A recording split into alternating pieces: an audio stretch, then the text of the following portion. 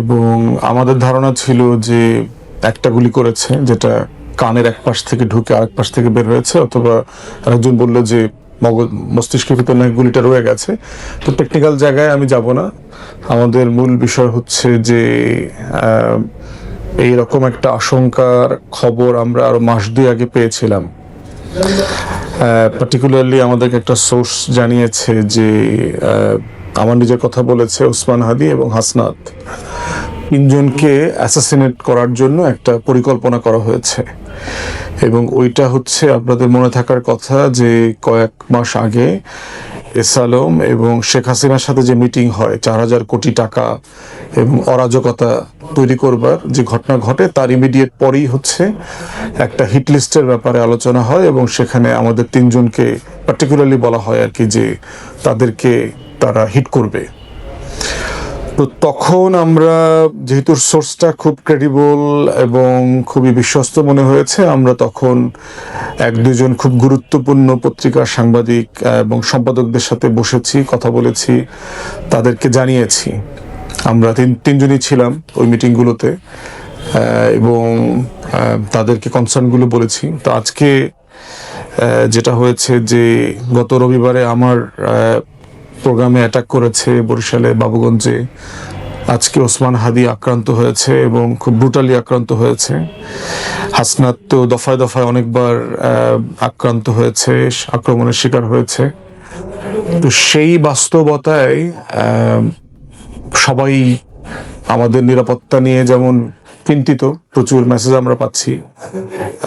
আমরা সবাইকে সবার প্রতি অনেক কৃতজ্ঞতা, শুকরিয়া এবং আল্লাহ তাআলার কাছে দোয়া করা। নিরাপত্তা এমন একটা জিনিস যে পৃথিবীতে আসলে কোনো ফোর্স, কোনো ব্যক্তি, কোনো সংস্থা, বাহিনী আসলে কাউকে নিরাপত্তা দিতে পারে না। নিরাপত্তা দেওয়ার মালিক আমরা বিশ্বাস করি আল্লাহ রাব্বুল আলামিন, এবং উনি নিরাপত্তা দেন এবং নিরাপত্তা কেড়ে নেন। তো সেই জায়গাতে আল্লাহ তাআলার কাছে উপরে ভরসা করা, ওনার কাছে দোয়া চাওয়া ছাড়া ইনফ্যাক্ট আমাদের খুব বেশি কিছু করবার নাই। আর বাকিটা হচ্ছে যে এই সন্ত্রাসীরা আসলে কি করতে চাচ্ছে, কারা কারা হতে পারে এখানে। প্রথমত হচ্ছে যে আমি যাদেরকে সাসপেক্ট করি, সেই সাসপেক্টের জায়গায় প্রথম হচ্ছে যে সালামের টাকায় হাসিনার সাথে দিল্লিতে যে মিটিং হয়েছে, দিল্লির যে আধিপত্যবাদের বিরুদ্ধে আমরা কথা বলি, আজাদির জন্য কথা বলি, সেই অংশটা। এবং আমাদেরকে তো হাজার হাজার মেসেজ ফোন দিয়ে কন্টিনিউয়াসলি এই হুমকি ধামকি, এরপর হচ্ছে আমাদের ফোন নাম্বার আওয়ামী লীগের বিভিন্ন সাংবাদিকদের মাধ্যমে আওয়ামী লীগের বিভিন্ন ব্যক্তি এগুলো পাবলিক করে দেয়।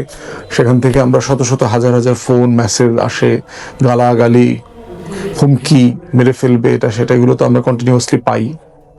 তো এই ঘটনাটা ঘটার পরে এখন মনে হচ্ছে যে যে পরিকল্পনা এবং আশঙ্কার কথা আমরা অ্যাজ এ হোলসেল সবসময় আলোচনা করেছি, কথা বলেছি, টকশোতে, মিডিয়াতে কথা বলেছি, এবং গত 2-3 মাস আগের যে খবর এবং পত্রিকার একাধিক সম্পাদকের সাথে যে আমরা বসছি, সেগুলোর ঘটনার সাথে অনেক কিছু এখন যেন কেমন একদম মানে অক্ষরে অক্ষরে মিলে যাচ্ছে আর কি। আমরা যারা আওয়ামী লীগ এবং দিল্লির আধিপত্যবাদ সম্পর্কে জানি, তাদের পক্ষে এই ধরনের ঘটনা ঘটানো খুবই স্বাভাবিক।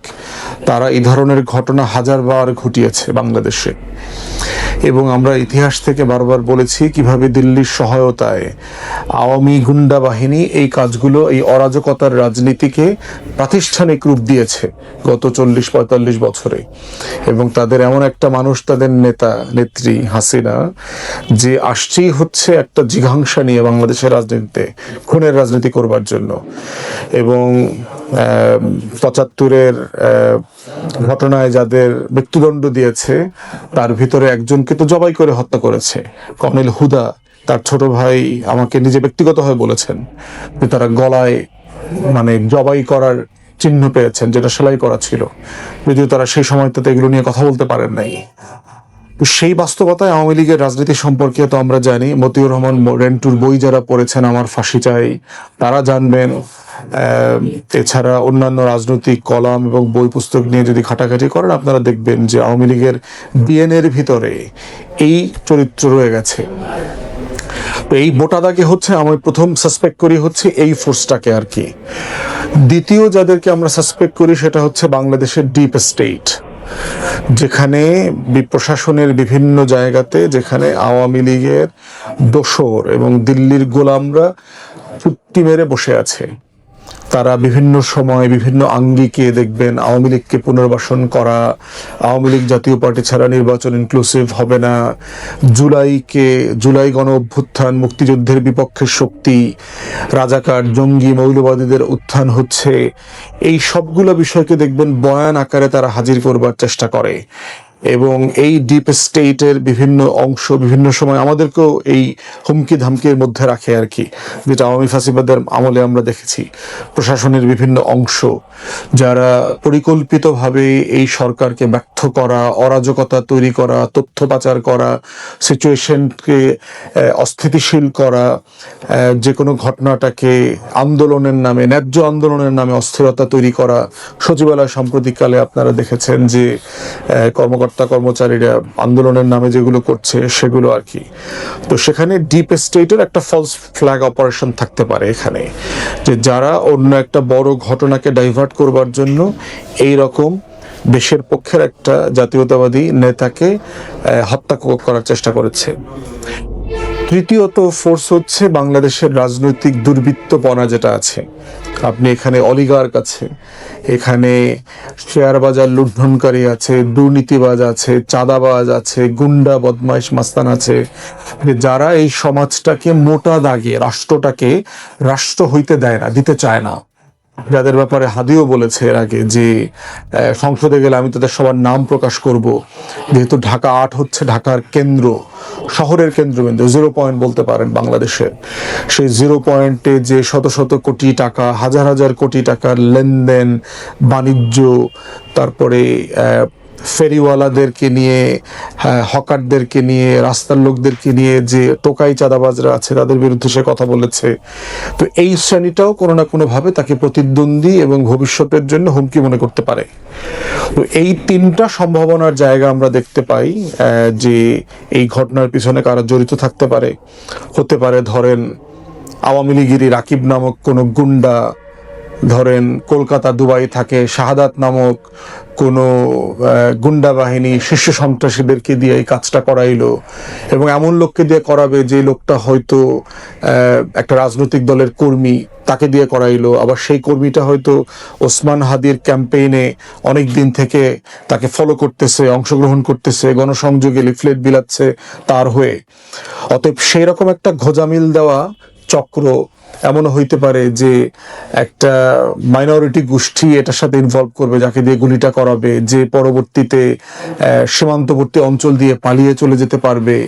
এরকম অনেকগুলো বাস্তবতা এখানে জড়িত থাকতে পারে। সেটা অফকোর্স গোয়েন্দা সংস্থার দায়িত্ব, এসবি, ডিবি যারা আছে তারা, ডিজিএফআই, এনএসআই, তারা কালেকটিভলি এগুলো দেখবে এবং তাদের দায়িত্ব এগুলোকে উন্মোচন করা।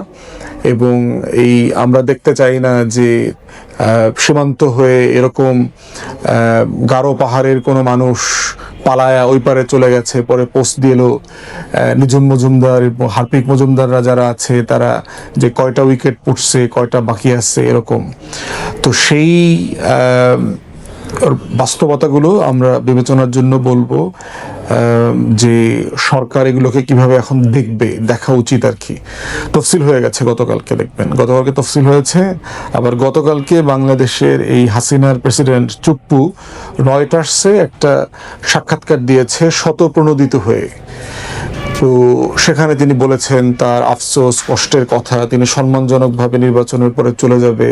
এরকম একটা টাউট দুর্নীতিবাজ প্রেসিডেন্টকে নির্বাচন পরে রাখবেই বাকে, তাকে তো গত আরো 1-1.5 বছর আগেই জুলাই আগস্টে লাথি মারা বের করে দেওয়া দরকার ছিল। এবং এই যে প্রাতিষ্ঠানিক সংস্কার করতে যারা দেয় নাই, যারা যে সকল রাজনৈতিক দল অথবা বুদ্ধিজীবীরা অথবা সুশীল সমাজ 72-এর মোড়কে চুপ্পুর মতো বাটপাট দিয়ে সামনে রেখে প্রাতিষ্ঠানিক যে সংস্কারগুলো প্রয়োজন ছিল সেগুলো ঠেকিয়ে দিয়ে রাজনৈতিক পাওয়ার ডিল করা, ক্ষমতার ডিল করে ফেলার যে চেষ্টা করা হয়েছে, তার আজকে সবচেয়ে বড় স্যাক্রিফাইস করতে হয়েছে। আমরা আমাদের বক্তব্য খুব পরিষ্কার যারা বোধ করছে যে বাংলাদেশে ওসমান হাদি অথবা আমাদের মতো 2, 4, 5 জন 10 জনকে মেরে আপনি জুলাইকে ভুলিয়ে দেবেন, জুলাইয়ের যে প্রেরণা চেতনা আছে সেটাকে আপনি রিপ্লেস করবেন, দিল্লির আধিপত্যবাদের বিরুদ্ধে মানুষ কথা বলা বন্ধ করে দেবে, এই জুলাইকে ভুলিয়ে দিবে, জুলাইয়ের সনদ বাস্তবায়ন হবে না, আগামী দিনে আওয়ামী জাতীয় পার্টির মতো এই ক্রিমিনাল গ্যাং দিল্লির গোলামরা আবার রাজনীতিতে নির্বাচনে পুনর্বাসিত হবে, আপনারা বোকার স্বর্গে বাস করছেন। আজকে শুধুমাত্র সারা বাংলাদেশের মুড দেখেন আপনারা, যে সারা বাংলাদেশের জুলাইয়ের ফোর্সকে আবার একত্রবদ্ধ করে ফেলেছে এই ঘটনা, এবং এটা বারবার ঘটবে। যতবারই আপনি জুলাইকে ছোট করবার চেষ্টা করবেন, হেয় করবার চেষ্টা করবেন, সকল রাজনৈতিক দল তাদের মধ্যকার দ্বিমত মতানৈক্য যেগুলো আছে সেগুলোকে বাইরে ফেলে দিয়ে তারা জুলাই প্রশ্নে, আগস্ট প্রশ্নে, গণ অভ্যুত্থান প্রশ্নে এক হয়ে যাবে, এবং সেটা আমরা এখন বারবার দেখতে পাচ্ছি। আপনারা যদি মনে করে থাকেন এগুলো করে দিয়ে আমরা যারা জীবিত আছি আমরা কথা বলা বন্ধ করে দেব, প্রতিবাদ করা বন্ধ করে দেব, আমরা দিল্লির আধিপত্যবাদের বিরুদ্ধে আজাদির পক্ষে লড়াই করব না, আপনারা বোকার স্বর্গে বাস করছেন। আমরা ঘুমের থ্রেশহোল্ড পার করেই গত 5-6 বছর আওয়ামী ফ্যাসিবাদের বিরুদ্ধে লড়াই করেছি, কথা বলেছি, রাজপথে ছিলাম। অতএব সেই জায়গাতে কোনো কম্প্রোমাইজ হবে না, আপনারা নিশ্চিন্তে থাকেন। আরো বহু হাদি বাংলাদেশে জন্মাবে এবং তারা আবার দিল্লির আধিপত্যবাদের বিরুদ্ধে কথা বলবে, অতএব সেই জায়গাতে কোনো কম্প্রোমাইজ হবে না নিঃসন্দেহে। আপনারা যদি মনে করে থাকেন যে বাংলাদেশে একজন হাদিকে হত্যা করে আপনারা তার ভয়েসকে নিবৃত করে দেবেন, আপনারা দেখবেন কালকে থেকে বাংলাদেশের প্রত্যেকটা চা দোকানদার হাদি হয়ে গেছে।